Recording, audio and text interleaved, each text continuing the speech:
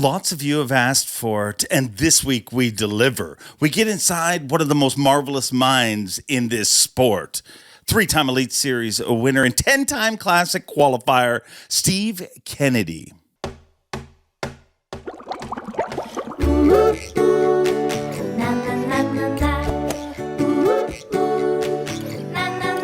I'm Bob Cobb from the Bassmaster. Welcome to Mercer.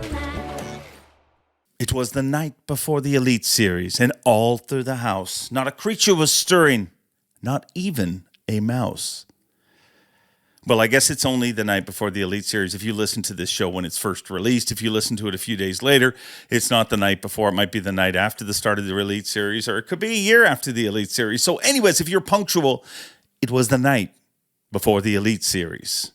And we will deliver today because all of you asked, we heard it from a lot of people. When are you going to have Steve Kennedy on? Well, we've got him here today. And as I said in the open, he truly has one of the most marvelous minds in this sport. If you look at Steve Kennedy's career, he has accomplished a ton. I mean, he is a 3-time Elite Series champion. He's qualified for 10 classics, I think 7 Forest Wood Cups. So that's 17 national championships he's competed in. He's got like 60 top 10s. He was the former heavyweight champion of professional bass fishing with the all-time weight record in the past. I mean, there's not much he hasn't accomplished in the sport. But if you look at his record, what Steve Kennedy excels at is seeing things different than anybody else. When he is at his best is when he is thinking outside the box. And he truly is one of the most amazing minds in the history of this sport. And I'm thankful, even though he doesn't find talking to me in these situations very comfortable, I enjoy our chats, and I hope you do too. Without further ado, the one and only Steve Kennedy. Steve Kennedy, thank you very much for doing this. And you know, a man has amassed a lot of trophies when he's actually using a trophy to balance the iPad to do this interview. There you go. Yes, there's getting to be too many. I don't know what to do with all of them. So trying to limit it just to the wins at this point. So trials and tribulations of your incredible career. One part about your career, I mean, do you like this, doing this kind of thing, like the media around fishing, or is it just a necessary evil for you? It's a necessary evil. I'm getting more comfortable with it. I'm getting a lot more comfortable with it. But yes, I have an engineering degree, and it shows at times. I'm an engineer in the marketing world, and it's awkward at times. But I'm coming around. I'm sweating right now. Just relax. But I did so well on the stage. I spent a lot of time last year before the Classic. I knew what I was going to do on the water. And so, yeah, when we got in there doing our stuff, I got up there on that stage and just looked around and, just tried to get comfortable because, when I get thrown into that situation, it can go either way, dude. Yeah. Blank in a hurry. And it's also a weird thing, like the way, you know what I mean? Like other sports, you go compete in the sport and maybe you do an interview in front. You don't come in front of everyone and get just like, it is a weird, I mean, it's the original American Idol. We put 2 people in the center of the stage so we can watch one win and one lose. Yes. Anyway, yes, it's different for sure. So speaking of winning and losing, Auburn basketball #1 in the nation. That is freaking awesome. First time ever for the school. So can't say I've ever seen that before. So what is it with Auburn and you? I mean, we know you went to Auburn, but I mean, to make the commitment to, you're synonymous with Auburn. I mean, you got Bill Dance with the Tennessee hat, and you're that in bass fishing for Auburn. Anyway, it's I feel like it's a hat that I earned. It's just, I had the degree. I spent a lot of time here, and back when I first started fishing, everybody's like, where's Kennedy? Who's Kennedy? They didn't know who I was. They said, just look for the Auburn hat. So I've tried to stick with that since I've moved up on. And anyway, I love it. My grandfather went to Auburn. My aunts, uncles, parents all went to Auburn. We got one cousin that went to Alabama. Does that cousin get invited to like the parties and stuff? Yes. But it's awkward, I don't think people outside of Alabama, I've tried to explain it to people. I don't think people understand what there's no comparison. It's not the Yankees and the Sox. It's bigger than that because it's everything in Alabama. Right. We do not have any pro sports. I mean, nothing significant, some, AAA stuff, but no, we don't have any pro sports. We've got Atlanta, but Atlanta Braves were pretty awesome. But as far as football, they weren't very good back in my day anyway. So, but yeah, we don't have any other pro sports. So yeah, it's all about college and it shows. I think it does anyway. Yeah, no, it's an incredible passion that you have to, when I first got there, when I first worked for Bass, I actually made one of the worst mistakes because that was the year that Auburn, the year I got hired, Auburn won the national championship in football. So I'm a Canadian kid at home and I had just met Tripp one day at JM and this is going to be my new boss and everything. And I knew he was all about Alabama. So I watched the news and they're talking about this team from Alabama winning the national championship. And I called him up and the next morning, I'm like, I'm going to brown nose my boss. So I call him up and I'm like, Tripp, congratulations, national championship. And he's like, you must be out of your mind. And I said, well, I heard the Alabama team. And then he explained the demographics to me and I never made that. We have fun with it, but yeah, there's some true hate, dude. I'm telling you, there's some true hate around here with it, but we have a good time with it. It's fun. It's all in good fun for us. So. All right, they kill our trees, so 100-something-year-old trees. So what did they do to your tree? Come on now, you didn't know all this. At Tumor's Corner, we had 2 big live oaks that we used to roll. Are you baiting me here? What is it? No, I'm not. I'll be honest. I'll be seriously. The only rule on this podcast is tell the truth, right? And I will be honest. There's things I hear that happen, but they're so obvious to everybody else around me, like this story here, that I never stop and be like, "Oh, what's going on?" Give me the deal. After every big win, we roll Tumor's Corner, which they just won after beating Bama the other day and Kentucky the other day. But yes, we rolled the corner, and we had these 2 huge live oaks that have been there for 100, 150 years, as long as the school's been here, I guess. And yeah. So yeah, we had a Bama fan come in with some, tree poison. I don't know what it's called, but yeah, he put it in and then got on the radio and told everybody that he did it. And they're all like, I hope he's joking. But yeah, over the next couple of weeks, they turned brown and died. At this point, we still, there's 2 trees there now at this point, but yeah, they're not doing extremely well. So, but yeah, true story. It's toilet paper's okay, but when you the campus pretty much. Yeah, that's horrible. That's horrible. It is. Anyway, that was a little much. All right. Let's not go in a bad direction with this, Steve. Let's go back further. Is it true that when you were a kid, you took naps in rod locker of a bass boat? This is the truth. Yeah. So as a young kid, Dad was into tournament fishing big time. He worked 4 days a week, off 3. And, Mom worked at the hospital. So she was working weekends at times and that. So, yes, when Dad went to the lake, we went to the lake. And, yeah, especially if it was going to rain or something big, he'd clear out the rod locker and we'd crawl in there and take naps. And we used to fight. When it rained, we used to fight over who was going to get under the console instead of getting in the locker. Back then. So yeah, we'd fight over who was going to get under the console and stay out of the rain. And usually when we woke up, you're talking about 11 or 12 o'clock, wake up, and that's usually when we catch the biggest fish of the day too. So it's kind of how that always worked out. But I could just see a young Steve Kennedy, the locker opening and stretching. Oh, there's a lot of guys around that still have seen that scenario happen. So that's where those stories come from. One of the things I consider myself lucky enough to see is a lot of people will tune in and they see you on TV as an angler. But much further than that, dude, you're an incredible family man. Like you really, like when I watch you, I'm like, man, I need to go home to I'm a bad dad. Like I started, but it's amazing to watch how your kids, I look at the Elite Series and I look at some people and I'm like, that dude's here just to win everything. And that dude's here for this.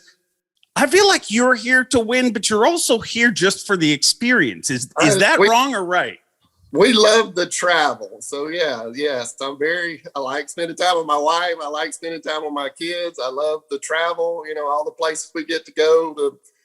I love to, side trip fishing, go trout fishing, go saltwater fishing, we meet all kinds of people and get to do all kinds of stuff all over the country. So that is what I enjoy the most about it. And yes, I have to pay the bills. I got to catch bass. We can go another side. I have to catch limits to stay in this deal, so it's hard for me to put down the big baits. I like catching big fish. So I get sidetracked sometimes. Those big baits, you've won a lot of money on them, but they've also bit you. Do you think meeting that big bait and that addiction to big baits has been positive or negative in your life, or does it all depend on the tournament? Anyway, I enjoy doing it, so it's a positive. How about that? But from a point standpoint, I think it's hurt me over the years. I think it's cost me Angler of the Year more than once, and it probably will going forward too. So, but I enjoy doing it. That bite, it's like a big jig thump, watching it all go down. It's visual. It's so much fun to me. So. Some anglers I've talked to, we've had several anglers on that are like, if it wasn't for tournament fishing, I probably wouldn't fish. But I feel like you're the exact opposite of that, because I've seen you like everywhere. A tournament's over, I've seen you idling out on Lake Fork to go back out there. I've seen you trout fishing after hours in a tournament. Like, you're obsessed with the sport of fishing, aren't you? Yes. I've got my bass boats. I got my aluminum boats for running up the river. I got saltwater boats, and it's managing time and money. It's not cheap to go fishing, dude. So we have to manage, what we can do when we can do it. But yes, that's what I'm all about. Going fishing. I love the challenge of it, and it's what I've always done. I love it. Absolutely love it. When I see you going out at Fork, is there something you didn't learn that weekend and have been chomping at the bit to go out and try? Or is that just like, man, we're at Fork, we got to go fishing? It's a little of both. Yeah. A little of both. I'm not sure what you're talking about. Did I go back out after the event? Is that what Yeah. It was a couple of years ago. I remember the boats were coming in and you were idling out.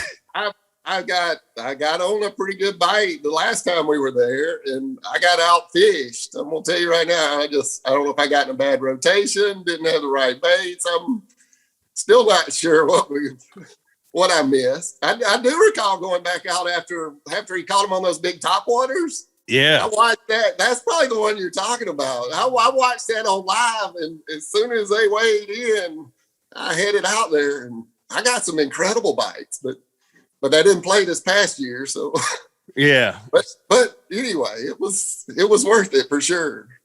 Unbelievable. Do you feel you think like other anglers, or do you think much different than other anglers? At this point, it's got to be different. But I don't know what other people think. I don't know what they see. I don't know. But it's pretty obvious. I see things differently than a lot of people. So probably do. Who knows? We're all different. So that's. Yeah, no, we are. And I think that when people become truly happy and truly successful, it's when they succumb or accept who they are and stop trying to be somebody else. Like, you see people trying to, dude, you're unapologetically yourself from the first day I've ever met you. You've always been that Steve Kendi. The Steve Kendi you talk to here is no different than I talk to behind the stage. A lot less nervous though behind the stage, but wow, that's totally understandable. It's there's dozens of people watching this, Steve. It's very nerve wracking. I'm sure. A whole dozen. Yeah, there you go. That makes me feel so much better. People refer to you as one of the greatest natural anglers. Talent wise, like that. He can figure out fish. He's an incredible natural angler. Who do you put in that group? Who do you watch and you're like, the guy I probably learned the most from just past Mr. Aaron. Anyway, he's amazing, no doubt. Clun's there. Clun is one of those guys. I'm, with everybody. He's one of the few guys I talk to these days out on tour. So yeah, Clun's one of them. I mean, there's a few more. My dad, I mean, that's all he does. He's tries to stick to the club stuff, but yeah, he probably goes fishing more than I do, and has for his whole life. So, could you ever see yourself fishing at Rick Clun's age? I've considered it. Yeah. I don't it's your know. life, though. Yeah. I feel like, talking about that, I feel like I got 5, maybe 10 good years of where I got a reasonable chance of winning the Classic or winning the Angler of the Year. But yeah, I hope I'm still doing it at that age, honestly. So, yeah. So, I think Clun's like you.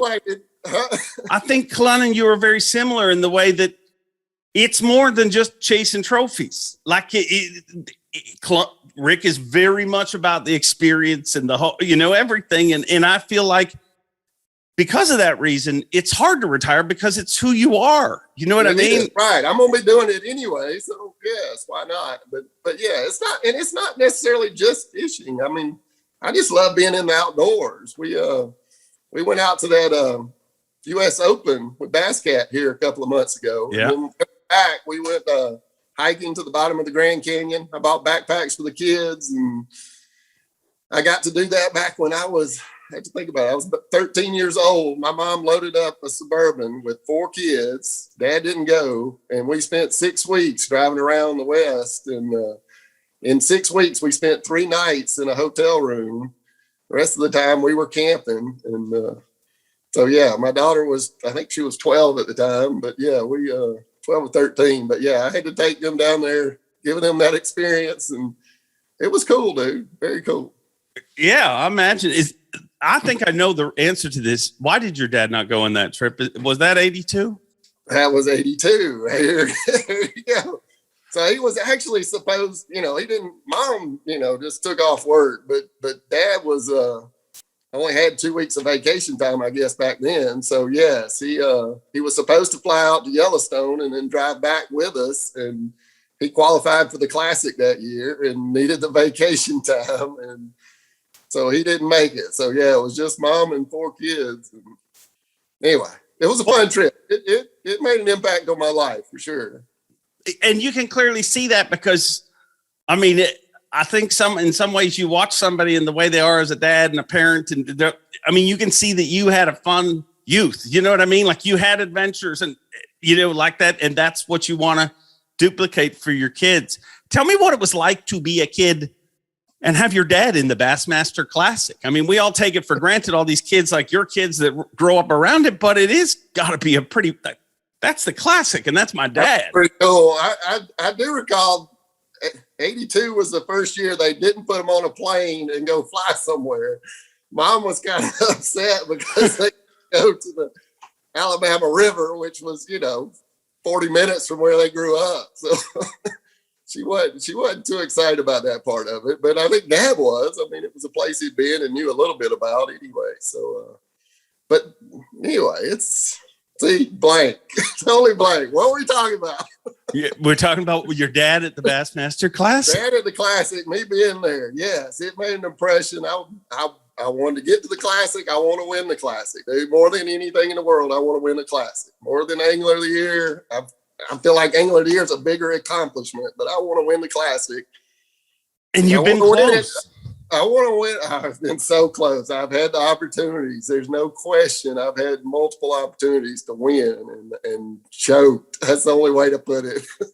I choked on that last one. So how do you say you choked? I mean, we had the weather that kept me from going out and fishing the pattern I did the day before that had me leading. But then I went out. I felt like I had 2 winning patterns, and I got out there on those big fish. And anyway, I hooked that 8+.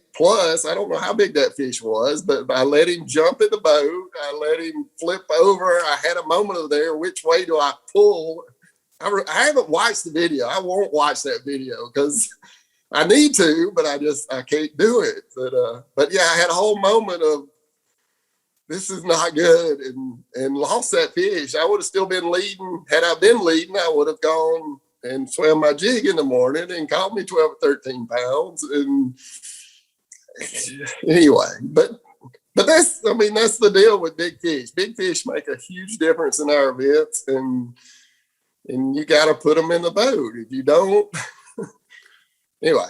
Just listening to you talk about that fish, to me, explains a lot about you. Like in the way that, like, I'll talk to other people and they'll be like, I lost a big fish.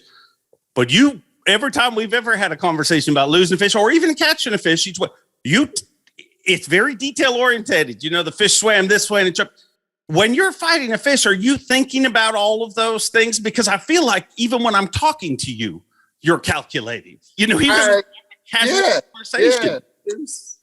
Anyway, you don't let him jump. That's the first rule. But you know, I mean, just thinking about, I'll never forget that fish. But yes, he was down. You know, I'm not sure he was in the tree. I think he actually bit me outside of a tree. But I put as much pressure as I could possibly put on him to get him away from the tree. And then when you get him to the boat, you got to keep him from jumping. And I didn't make that transition. I didn't do what I needed to do. So yes, anytime you mess up like that, you're going to analyze everything you did. I mean, it's just, and that one sticks out probably more than any. And I mean, it was a cool deal. We actually went and pre-fished, you know, months before when we could still get there. And I caught my personal best. I caught a 10-10 on my scale, I think is what he weighed, but probably 11 pounder doing that. And anyway, I was the opportunities were there. Another thing that got a lot of people talking was last year, Pickwick Dam. You're up there. When you're in that situation, and I had, you know, I was lucky enough, me and Davey were hosting at that time. And, you know, then this shot goes to Steve Kendi up in the whitewater. And I mean, people went crazy when they saw that. But so do you feel like you're taking a risk when you're up there, or you just have so much experience doing that the risk is for those that haven't tried it? Like, you know, I'm not sweating doing that like I am doing this. Let's put it that way. So I grew up in Fort Valley, Georgia. We were 5 minutes from the Flint River. We've run that river with, I mean, inches of water, run over, get a running start to jump logs. Just, I mean, that was our Sunday afternoon kind of thing. But again, I'm in an aluminum boat kind of deal. So, you know, I'm more concerned about damaging my boat. And because, you know, if you make 10,000, but it costs you 10,000, well, it wasn't worth it. You know what I mean? So yeah, I'm more worried about damaging the boat than I am going in the water. I mean, for fun, we go canoeing or kayaking and you go swimming in that, maybe not that big, but similar stuff. And just, I mean, it was an easy float out. It was nothing. There was nothing there that I was concerned about. The only thing I was worried about was my partner, my camera guy. Yeah. The worst thing that can happen is to get pinched between a boat and a rock. That's the only concern. So it's the same thing with a canoe. When I was a kid, we did I floated the Nantahala River with my mom, and the last little bit has got a couple of big falls right there. And my mom got caught between the canoe and the rock. And she had made us wear helmets at the time, which I thought was kind of ridiculous 40 years ago. Yeah. But she had made us wear them, and it actually bent the canoe around her head. And there's people there with ropes, you know, throwing ropes. I mean, there's a huge crowd because you're right there at the takeout and everything. And I'm sitting there looking at them saying, "Where's Mom?" And they're all got shrugging their shoulders. They're like, "We don't know." And I'm like freaking out by that point. But all you just need to do if you fall out of a boat there, the first thing is to get out to the end of the boat, get on the upstream side of it, or stay at the ends. You don't want to get pinned underneath it either. But that was my biggest concern. We had on life vests. I think I had one guy wore 2 life vests. But anyway, we go in the water like that and that type of stuff a lot, just canoeing the rivers around here. The other thing, we're right along what's called the fall line. So South here is, you know, flat coastal plain type stuff.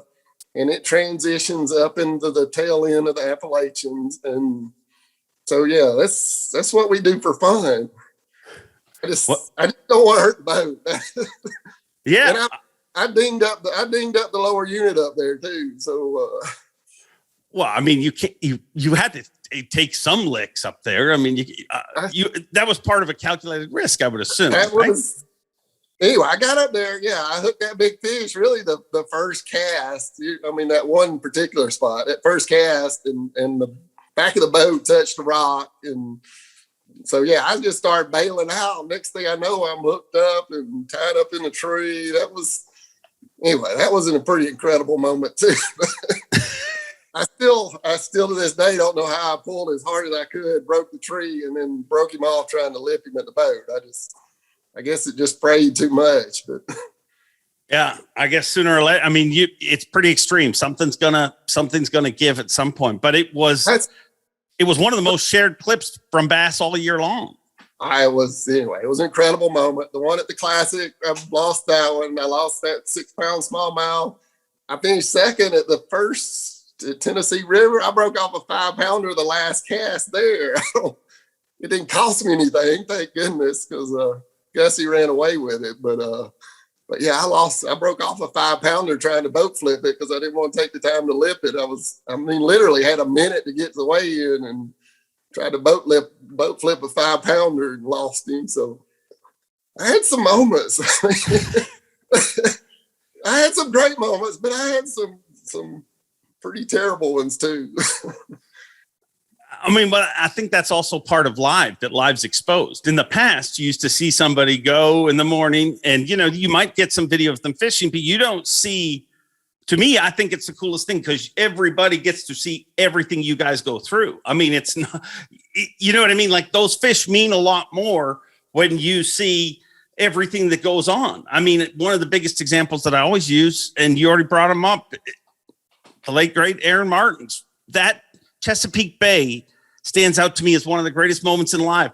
Not because of what he did, but it was because we watched for 4 or 5 hours him not do anything. And everybody thought, is it going to be another? And then he turned tides, caught a 7-pounder. Yes. And it just like flipping a light switch. Yeah. So, yes. Anyway, I love the live. It's incredible how much time we've been getting here lately. And, you get to share these moments. People actually get to see them, and it's not just me telling a story. Is there anything you don't like about live? I'm comfortable with the guy filming me while I'm fishing. I have no issues with that whatsoever. It's when you start picking my brain. So it's me that's intimidating. But when I'm doing what I do, I have no issues with it whatsoever. He might get in the way every once in a while, but that's rare. So we just throw elbows. What is this time of year for you? Because somebody like you when I watch you, I find you very meticulous with everything. I feel you think through a lot, all of that stuff up there. There's a bunch of guys in the Elite Series that would run right up to that dam and do exactly what you did, but have no idea what to do if they fell in the water or think it through. But for you, you seem to think through. So is this time of year getting ready for the season? Is that a relaxing thing, a stressful thing? What is it for you? It's a lot of things. And this is the longest off season we've ever had. And with COVID, we've had more time at the house than normal. Let's put it that way.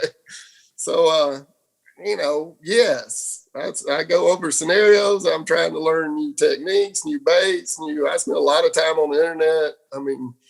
The big baits we were talking about earlier, I've spent a lot of time trying to learn that stuff. I found, some of these Facebook pages, Swim Bait Universe, Swim Bait Underground. I didn't know all this existed 2 years ago, honestly, 2 or 3 years ago. So yeah, there's a lot of garage builders out there building baits that are pretty impressive, pretty expensive too. But yeah, that's anyway. Julia, you've been texting with Julia, Oh, she says more swim baits show up than Amazon packages at your house. It's anyway. I invested heavily in the soft plastics back when. I mean, really, I've been ahead of that game, I think, for a long time, but I was missing out on the glides. I mean, I've learned a lot here the last couple of months, and then I try to go play with them, and I caught some pretty big fish playing with them. So, but does that translate to tournament time when you're fishing behind somebody? Could I just caught that fish on a spinnerbait or jig? My typical stuff. But I don't know, but I got some cool stuff to play with. If you had to pick one characteristic that makes you good at the sport of professional fishing, what characteristic would it be? See, sweat. There's no wrong answer. I don't know. I guess I process things differently. I don't know. I process. I don't know. I don't know what sets me apart. But I mean, as far as what I'm trying to do, I've got a lot of experience with a lot of different types of fish. I try to approach things as match the hatch, or occasionally you want something off the wall, but yeah, try to figure out what the fish are feeding on and try to imitate that to the best of my ability, and things will happen. Doesn't matter. It doesn't. Everybody gets hung up on locations. Tournaments are one typically on spots. I mean, you find the right school of fish, you're going to win. But when it comes to fishing for points, and if you watch that blast off, there's boats go left, go right. I mean, there's a few places they'll collect 10, 15, sometimes 50 boats, but guys scatter out. To me, it doesn't matter which way you go, where you stop the boat. If you fish the conditions that are in front of you, you're going to be okay. Is that the biggest mistake that people make in tournament fishing, that they don't fish the conditions, they fish the conditions that they prepared for or thought was going to be? I'm guilty of that probably as much as anyone, but some of my worst tournaments are the ones I had the best practice on, and some of my best tournaments are the ones that I didn't even practice for or only had a day on the water, just fishing by the seat of my pants. But the flip side of that, I've had them go the opposite way too. So I would prefer to have the time on the water and fish free during the event, and that's extremely hard to do, dude. Extremely. For all of us, I think. Yeah. What goes through your mind through a day of competition? Like, how focused are you on are you thinking about your next move, or are you totally into this cast that I'm focusing on that? Or are you all over the place thinking about your next spot? All over the place. It costs me fish too, but I'm all over the place trying to pay attention to what's going on around you. With all the electronics we have now, it's, we've got even more information. So, I'm torn between the instincts, the rig clun, pay attention to what's going on around you, a shad flicking over there, or do I look at the electronics, or do I watch my line? I love the active target stuff. Absolutely love. It's incredible to see fish in real time chasing your bait up, but I also know I need to be watching my line for when that bite happens. And that one right there is like, I'm torn where to be paying attention. And we have more information now than we ever have. So what do you think the long-term, everybody's got a different opinion, good, bad, or indifferent, but what do you think how do you think fish will adjust to forward-facing sonar as we move ahead? Or do you think they won't adjust at all to it? I mean, yes, to some degree. I mean, they always have, but we're not going to catch them all. I see guys that goes back. We were talking about a little bit, the A-rig. Everybody's acting like you're going to catch all the fish. And no, you're not. You're not even coming close. My first job out of college, I went to work for the Georgia DNR. Mm-hmm. My deal was drawing up boat ramps, getting permits for boat ramps. But I got to go out in the boat, in the shock boat, and then, I would go fishing beforehand, I would go shock, and then I would go after. And like a tree I would catch one or two fish out of, there's like 15 in there, dude. I mean, it was so eye-opening. And, doing all that, I actually set up the spreadsheets they use to do their conditions. So size and weight and percentages, that was early 90s, I guess. Computer PCs had only been out since the 80s. So yeah, none of the biologists knew anything about that stuff. So I actually set up their spreadsheets to sort all the fish into sizes. And I mean, and I've seen the numbers, and the fish are there. Yeah.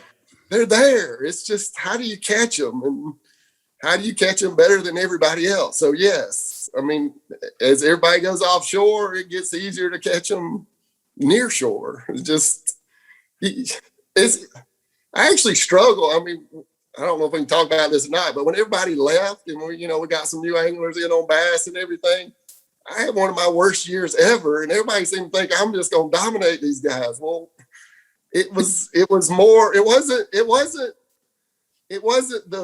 the fish as much as learning the anglers I'm competing against. Back, everybody had their little niche. You knew where air was going to be. You knew where time was going to be. You know what I mean? Yeah. So a lot of these younger guys are doing it the same way I am, and I'm having to find my own niche again. Did you feel more pressure that season? Because, I mean, you're not the only one. There were several people, that everybody pointed out and said, no, they're going to win Angler of the Year. They're going to dominate because, I mean, the guys that came over were not going to catch a fish at that time, if you remember. Evidently, that turned out wrong. But did you feel more pressure going into that season? Like, man, I got to live up to this hype or No, Bass, I did not. Honestly, it was more about helping Bass survive than there were a lot of questions in, but no, I didn't. Bass kind of took the pressure off and said, we're not going to drop anybody next year kind of thing. So I kind of went for it a little more, and it probably cost me again, but I learned a lesson. I feel like you like to go for it more. Like if you could just go for it in every tournament, that would make you happy. That's what I would do. Yes. You won't be able to qualify. You won't requalify. I mean, especially with us cutting the fields back, it's things to get tight. Yeah. Very tight. It's going to get, we lost Snowden, who's been with us since the beginning. So, then we're probably going to lose a few more next year. Just the names have been around for quite a while. So yeah, it's getting competitive. There's no question. It's going to be competitive. Yeah. I mean, but recently someone told me that the Elite Series is almost impossible to qualify, but almost unimpossible. But it's almost impossible not to be removed. And I'm like, you are very mistaken. Because if you look, 13 names, just look at the list right now. Remove all the rookies because they're not part of it. They get 2 years, and count the 13 names that are going to go. And it's a tough deal. We're going to have a discussion about the 2-year rookies with a shorter field, though. I'm kind of worried about that, man. We're going to have 26 first or second year rookies plus some holdovers from the prior year. So you're talking about 30 new guys every 2 or 3 years. That's a third of our field. So, and anyway, it's going to make it interesting. You're going to have to catch them to stay in it at this point. I believe it. Yeah, no, it's nothing about the Elite Series is easy. That I can. Yeah, there were a couple of years there where nobody was getting bumped, and if you had the money to pay up, you were in. But that's not the case. There's a lot of guys sweating it. Is that pressure? I mean, the truth about pro fishing, in my opinion, because I used to think, like if you accomplish so much in life or whatever, there's nobody. In pro fishing, the pressure is never not that. Like you've got pressure when you first start to stick around, and then you stick around for a while, and you're like, you haven't won in a year or 2 years. You feel that pressure. Like the pressure never ends as a pro angler, does it? It doesn't. No, but again, I'm just doing what I love to do. So I have to make decisions. So I, keep the points up. I can't go for it all the time. I got one for you. This will be a fun one. Everybody keeps comparing me to, not everybody, but certain people have compared me to the Talladega Nights. Ricky Bobby? Ricky Bobby, right. They're the Ricky Bobby of bass fishing. I've heard that one a couple of times. And, I don't exactly see it that way, but as much as I love throwing the big swim baits, I may need to embrace it a little bit, because if you're not first, you're last. I would love you to show up in a Wonder Bread wrap. What's that? I would love you to show up with your boat wrapped by Wonder Bread. There you go. Anyway, we're gonna have to look into it, but that's the mentality. It really is. It's hard to put them down. When you get a bite, it is unbelievable. So, one of the things that I know upset you over the years was the Alabama rig. You were pretty against Bass making that illegal. And I think in retrospect, in my opinion, this is simply my opinion. I wouldn't say this is the opinion of Bass or whatever, but I think you were right. You know what I mean? Like, it's proof that it became a tool that works, and it is incredible when it's on, but it's not the be all end all. It's not the be all end all of bass fishing. You're not going to catch all the bass out of the lake.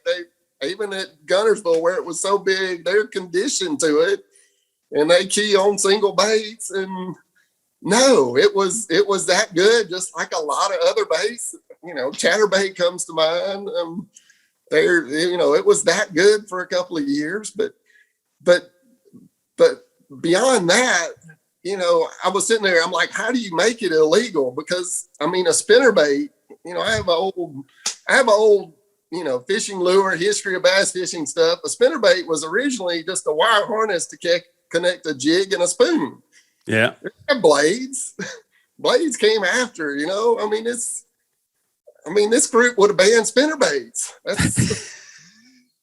But again, it wasn't so much, I didn't feel like it was so much they're going to catch all the fish. I think it was certain brands were trying to compete. It was owned by Mans at the time, I think it was. And yeah, the Strike King guys were the ones pushing that, what I want to call BS. I'm not going and anyway, yes, we need some limits. Is it 3 hooks? Is it 5 hooks? I don't have a problem with limiting it at 3 hooks, but the way the rule's written, so make an exception for blades and not other stuff on there, I did not like that at all. It was, still don't. Again, we don't want guys out there strolling with, Yeah. Do you throw it when you fun fish?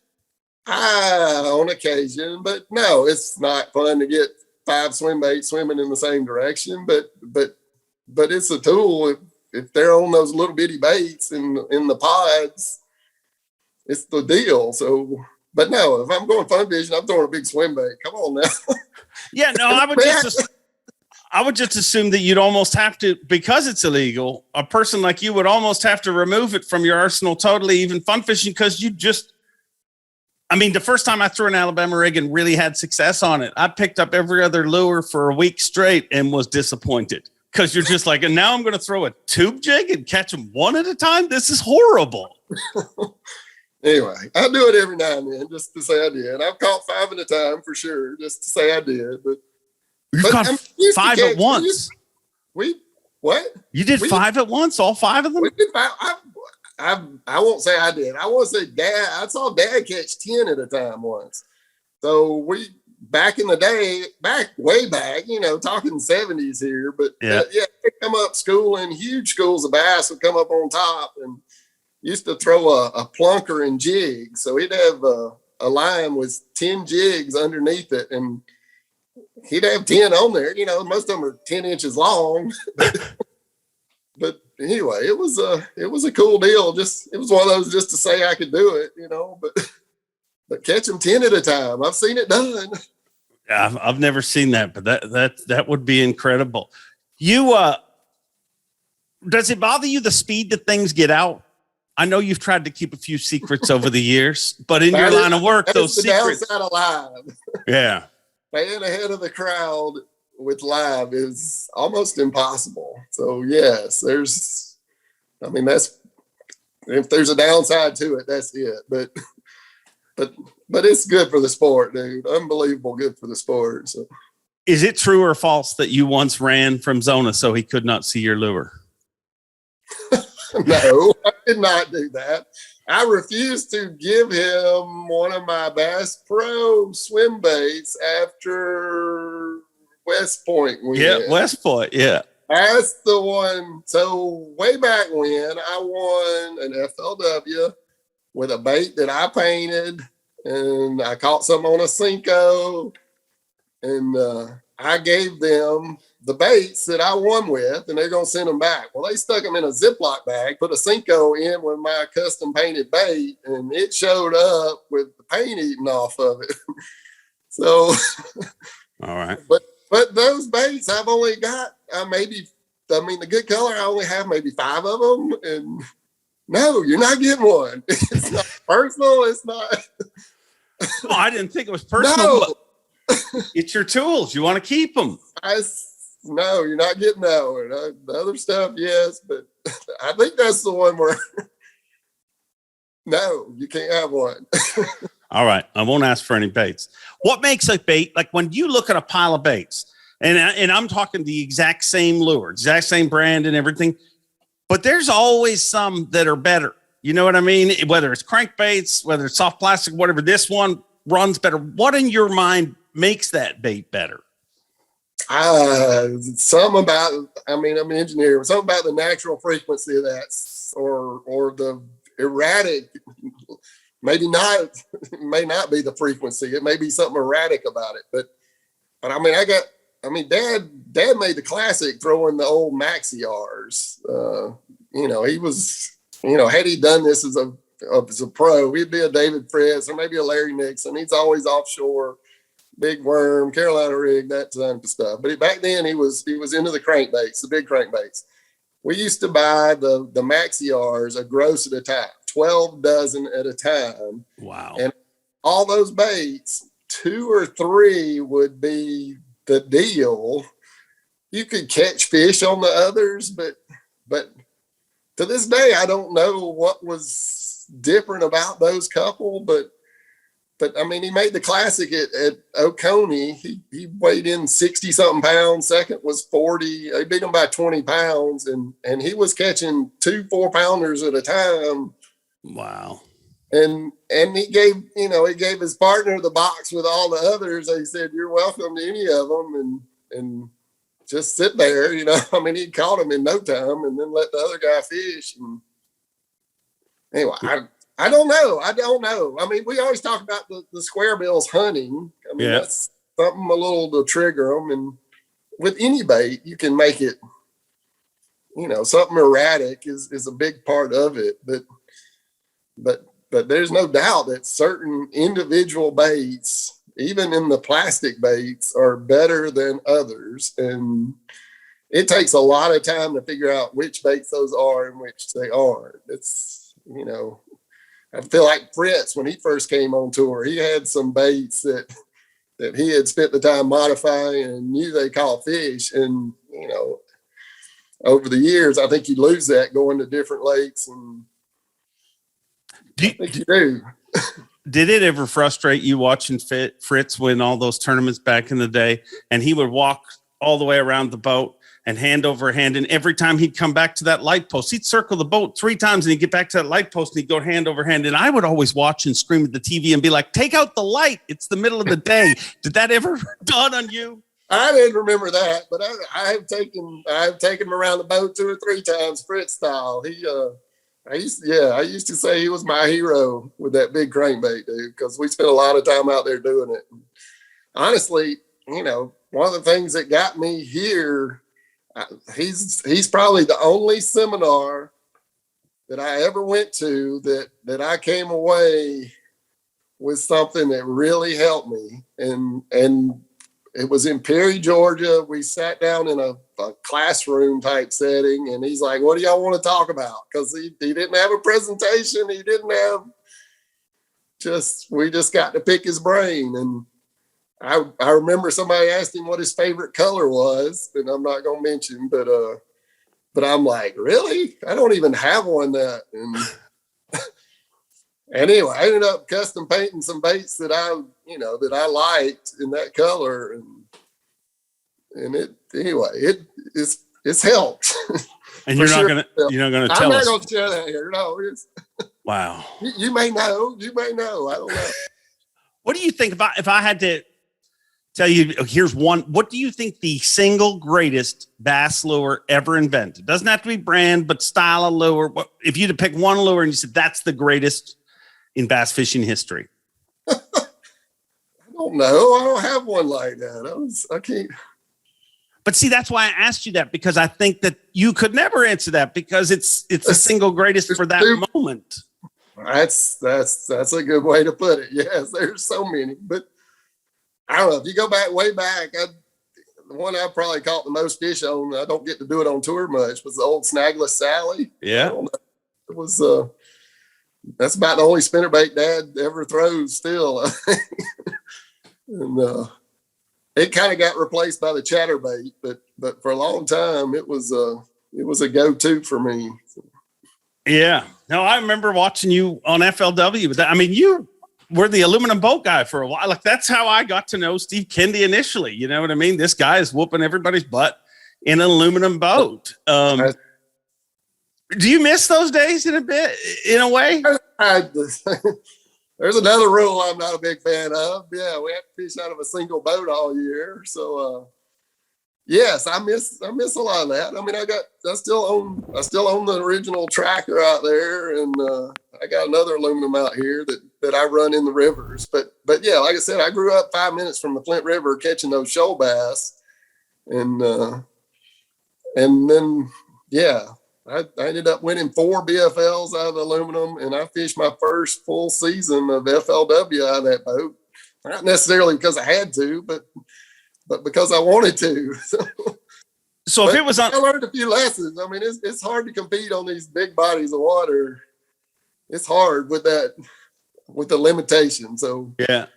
So if it was unlimited and you had an unlimited budget, how many boats would you like to go into a tour season with? Into a tour, I'd probably get away with 2, but probably 3. I mean, a big water, a super fast Mayura. I mean, it's 80-mile-an-hour boat and relatively small. I guess that's probably be my bread and butter. But yeah, I'd like to have an aluminum boat with enough range to, and I say aluminum with a tunnel and possibly a jet and 2 foots and.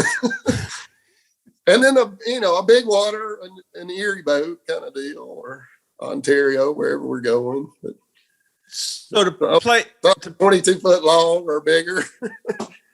So to play devil's advocate, would that not put a new person to the sport at a disadvantage? Yes, potentially, but you're not worried about that. I'm not worried about. If we're worried about pricing people out, we need to talk about the cost of boats. Well, yeah, that's true. I mean, now, one boat costs what 3 cost 10 years ago. What cracked me up in that whole deal was the guys that are being given boats complaining about me showing up in a boat that I paid $3 or $4 grand for. It's. But anyway, I think I could do it. I'd be comfortable with 2. 2. All right. Well, Steve, I hate that I've made you uncomfortable today, but I love that you've become uncomfortable here, because that is when you're telling the truth. When you start to sweat, it's when I ask you a question that makes you think. I figured you out. Or am I wrong? Still sweating, but I'm enjoying this. Oh, okay. It may bite me somewhere. Somebody. Why? Why would it bite you? Somebody have a different opinion than mine, so we'll hear about it. We always hear about it, dude. Somebody. You do hear about it. You hear more about it today than ever, because everyone's got a voice, and right. But the thing that I love about you is you're always honest. And even if I've ever asked you a question you don't want to answer, like the color question earlier, you said, I'm not telling you. And I think that's how everybody needs to be, real. I got a thought on that one too. I have an engineering degree. Uh-huh. So, as an engineer, if you misrepresent what you know and fake it, people die. Yeah. That is the mentality. Dad has an engineering degree. That is what I grew up around, what fishing, lying about what you call a fish on is not going to kill anybody, but it's just, there's a responsibility with it. So that is where it comes from, or at least I feel like that's where it comes from. So. And I think it's just you. I mean, one thing I love about you is you're always unapologetically you. You know what I mean? Like you are you, but I think that's why your family is the family that you know what I mean? Like every family, goes through different things, but like every time I see your family, I'm like that family has a great bond. You know what I mean? Like it stands out to me, but I think that only happens when you're yourself, and you are always yourself. Yeah, very happy with my family. Extremely. Do you think about that Bassmaster Classic moment and having that family ride around with you? I do. Yes, I do. It has crossed my mind before. Yes. Is that what motivates you? Like, is it just conquering it? Is it giving it to somebody? What is it? Why is the Classic that? I went with my dad going there when I was 13 years old. Same year we went out west. It was, that made the biggest impression on me. So yeah, I want to win it. I want to win it for him. I want to win it for me. I want to win it for my family. That all plays into it, I guess. So. Well, I don't even know if because you're so focused on what you're doing, I don't think you probably even stop to realize how many people out there want you to win it. I mean, you literally, whenever there's just a select group of anglers that whenever they start to charge in a tournament, there's an excitement. And you are definitely one of those. And it's amazing to see just how far the amount of people that cheer for you, Steve. And it's literally, it's not through glitz. It's not through glamour. It's not through taglines and, things that people manufactured. It's just from you being you. And I think that's why people relate with you. I see why. I have a lot of fans. I have a fair number for sure. So. Well, I'm a fan of you, Steve Kennedy, and I appreciate you doing this. And I can't wait till you win the Bassmaster Classic. I hope I'm there. Do it quick. I need it. Yeah. I need a few things to fall into place. I'm nervous about this next one for sure. The Bluebacks have got my number. It's one of those deals, you can have an incredible practice and then where did they go? So I've been doing my research. I've learned a lot over the years, but they still make me nervous, dude. When you say you've been doing your research, what does research entail for you? Like this time, like outside of just the actual going to the lake and studying the lake, what do you do at home to prepare for a tournament? Well, we've got bluebacks in Lake Martin here. So yeah, not like they've got over there, but we've got them. But no, it's just research online about baits and techniques. And just lots. And that takes, you can't just go out and ask somebody, which one, how, what, where, when. People aren't out there posting, this is the deal. You know what I mean? So, yeah. So you're reading through lots of noise, looking for those key little bits. And there's not one search that gets you there. It's just lots and lots of reading and then going and trying stuff and, buying swim baits and going and trying. Julia's done with that. We got too much off season. She's done with it. I told you the other day, thank God that they made the Alabama rig illegal. I'm like, do you realize how much more you guys would have spent on swim baits if you could fish them 5 and 6 at a time? Can you imagine 5 glides on there going different ways? Anyway. It would be last question I got for you. Is Google Earth, is it the unsung hero of pro fishing right now that nobody's really talking about, but it seems to be a big, big player? It is a huge player. I didn't mention that one, yes, but spend a lot of time on Google Earth. There's on the PC, there's a history button. Yeah. You can look at it at low water. There's a lot of information, a lot of, anyway, you're putting together waypoints just from that. I mean, you can spend a week just doing that. It's pretty incredible. It's an incredible amount of time behind the scenes getting ready for one of these events, especially, one that you want to do that well in. You can't do that for every event. You can't put in the same amount of time and effort for every event. So, but the Classic is one of them where you have to. So, yeah, it seems, I could imagine the obsession that you have. I mean, everybody, it's the Classic. There's only one. I mean, and the closer you get, the more you want it. Closer you get, the more you want it. I actually led for a day and should have been leading for 2. And anyway, yes, it's certainly driving me at this point. I won an angler year. I mean, I've finished second at one point. I've had some good years, but I know it involves putting down the swim bait more than I'm doing. And I may or may not be able to do it, but you get off to a good start, I might actually do it. But usually when you fish tight like that, it ends up costing you. So there's a lot of processing and a lot of decisions to be made, and some of them work, some don't. It's part of it. That's one thing about this sport. You're competing against 100 people, not just one. So it's hard to win. It's hard to win once in 10 years. So. Yeah. I think that's the one thing that nobody takes into account, like the freakishly low, even if you're, when you're on fire, you're still not winning much. You're not winning, right. Somebody might get 2 or 3 in a year. I think I've had 2 once, but yeah, anyway, I don't know what's the most anybody's won in a season. I don't know. I think, I didn't win 2 Elite, but I won. In the Elites, it's 2, but I think it's 3. 3, okay.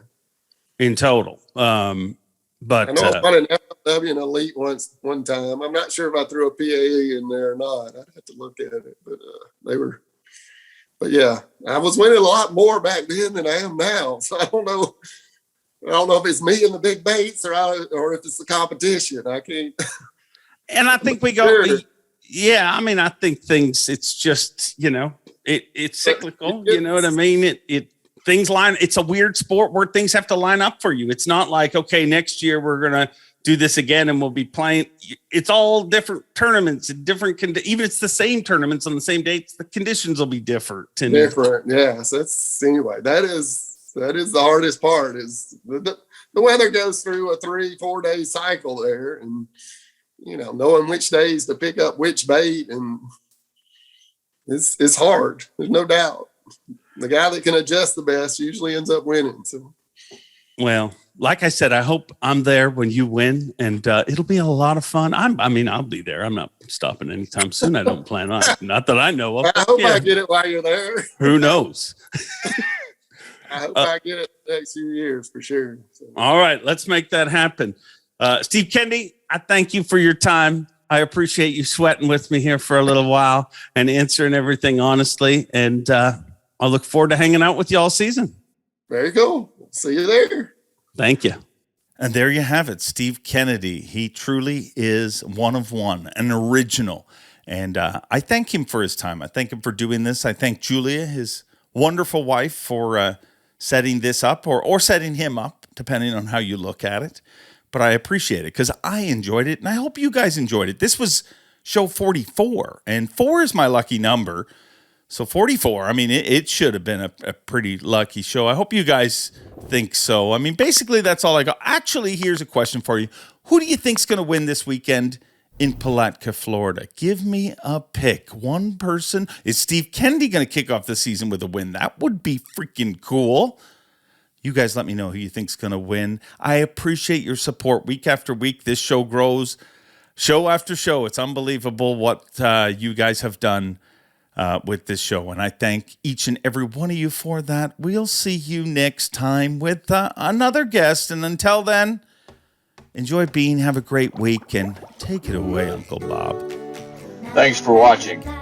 Please like, comment, and subscribe, because Bob Cobb of the Bassmaster told you to. You hear?